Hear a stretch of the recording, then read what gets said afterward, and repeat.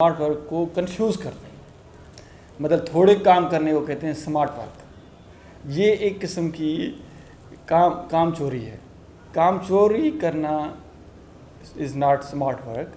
Smart work means जो मैंने बताया आपको कि मैंने A category, B category, C category and fourth category के क्वेश्चंस बना लिए, दिस इज स्मार्ट वर्क। लेकिन जो हर क्वेश्चन है उसको 100% समझना है, हर जगह से पढ़ना है, तो ये एक जो है ना वो स्मार्ट वर्क है, लेकिन it requires a lot of effort. हम लोग क्या करते हैं, मेरे स्टूडेंट होते थे IB सखर में, I was lecture in Sukkur IB, तो वो कहते थे कि sir you always recommend us for hard work, you don't recommend us for the जो ना स्मार्ट वर्क्स। तो वो स्मार्ट वर्क मेरी नज़र में था ही नहीं, वो काम चोरी थी। एक टॉपिक आपके सिलेबस में एक पूरा बुक है, उसको आप 4 पॉइंट्स 5 पॉइंट्स पढ़ के आप बुक को कंप्लीट करेंगे, this is not smart work, this is काम चोरी। मुझे जब मैं CSS में फ़ेल हुआ था ना, कि पहली अटेम्प्ट तो मेरी फेल हो गई, दूसरी अटेम्प्ट मेरे जो है वो सब सब्जेक्ट पास थे, एंड 598 मार्क्स आए थे, सब सभी पास थे।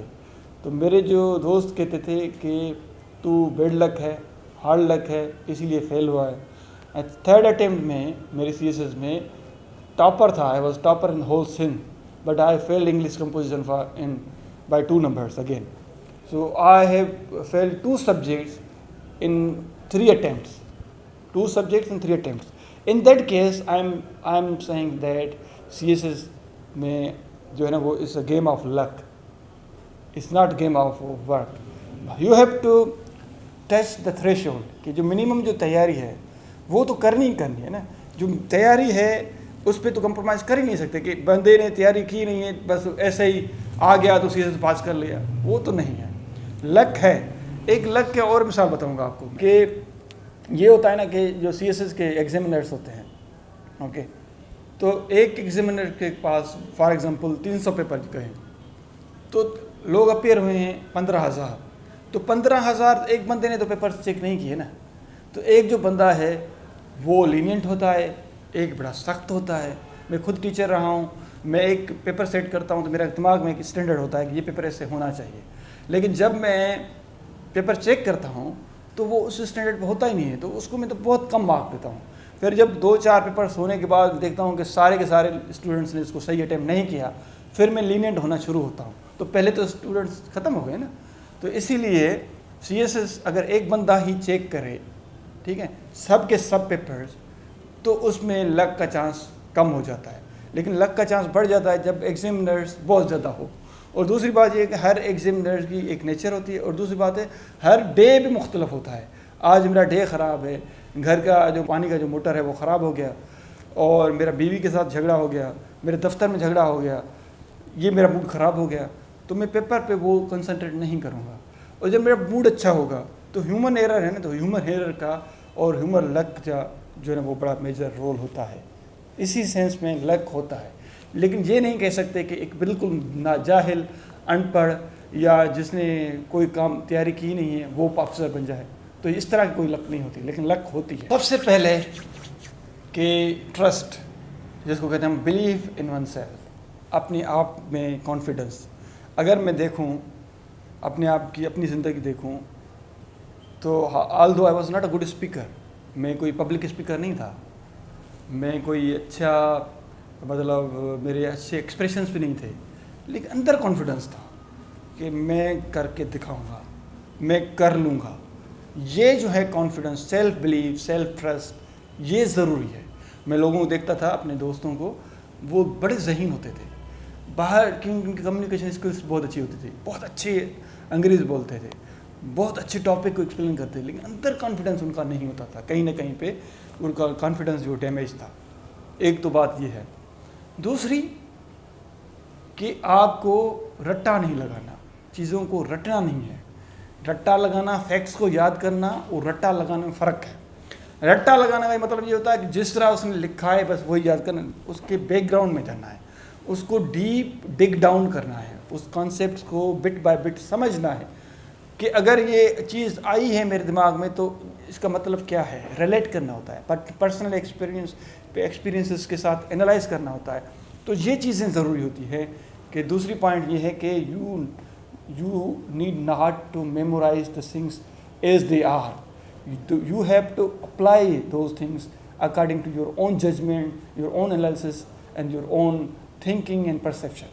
तो ये एनालिसिस होना ज़रूरी है। तीसरी बात यह है कि जो चीज़ आपको मिल जाए दोस्तों से कि बस ये बनी बनाई मिल जाती है कि ये भाई ये है ये है, ऐसे नहीं। आपको अपनी थॉट जो है ना के साथ उसको कंपेयर ज़रूर करना है।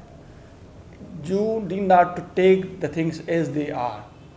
You have to add something into it. You have to apply your own experience in it.